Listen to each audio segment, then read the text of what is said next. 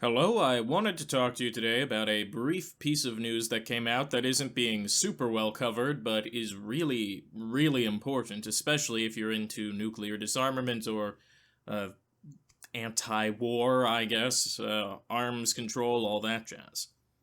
It looks like the US and Russia will extend the New START Treaty. For those of you who don't know, the New START Treaty is a treaty that was signed literally, I think 10 years ago between, at that time, President Dmitry Mendeleev, I believe his name was, yeah, Dmitry Mendeleev and Barack Obama. Now, Dmitry Mendeleev was, and I think still is, Vladimir Putin's prime minister, and Putin was before Mendeleev and after Mendeleev, so this was really a Putin policy used to get around term limits. But the New START Treaty was a continuation of something called the SALT treaties. These were meant to limit the number of nuclear missiles in both the US and Russia, as well as decreasing the number of deployed missiles. So, as it says here, the New START Treaty limited both countries to no more than 1,550 deployed nuclear warheads and 700 deployed missiles and bombers, and also had sweeping on-site inspections. This, to give you an idea, most of the world's nuclear arsenal is still held by the US and Russia. And this doesn't tell the full story, because it also doesn't include the 1,000-some-odd warheads that are not deployed that both the US and Russia have, and also the fact they are currently dismantling their previous supply, so they're not all gone yet. Under the Trump administration, it looked like these talks were doomed to fall apart because Trump heard these were an Obama policy, and that's the way to get him to not do something. While Russia has been very, very for it. Russia will always talk a big game about nuclear warheads, but they really would like to avoid nuclear war at all costs, as would everyone. Now, this would just be a continuation of New START, guaranteeing the cap on 1,550 deployed warheads, but that does open up the negotiating room for decreasing it. Back in 2000, George Bush was given a report saying the US, back when we had, I believe, 6,000, I'm not sure if that's the exact number, but 6,000 warheads sounds about right.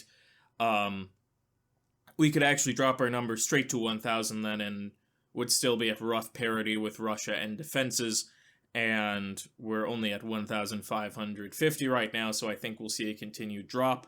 To give you an idea, the next largest supply, I think, it's either China or France with roughly 300, then whichever one came after that, China or the UK, either France and China and the UK, followed by India and Pakistan.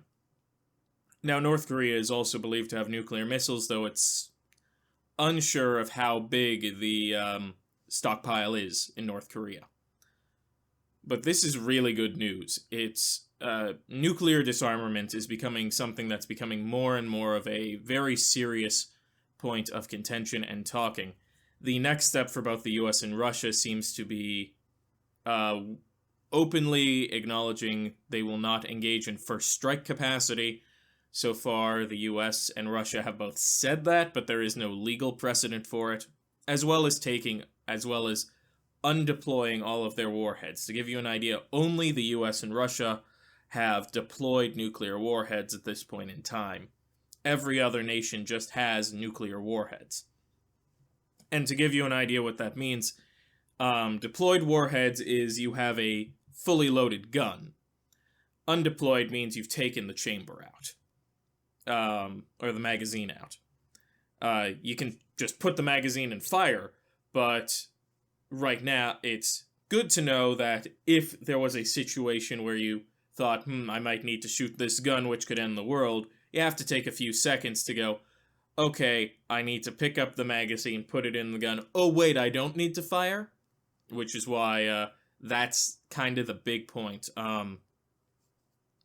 New START, while not directly connected, also helps reinforce the anti-nuclear zones in the world for anti-nuclear warheads and nuclear weapon-free zones.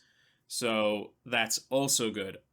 At some point in the future, I'd like to make a policy video discussing how we get to nuclear disarmament, but that's not going to be for a little while.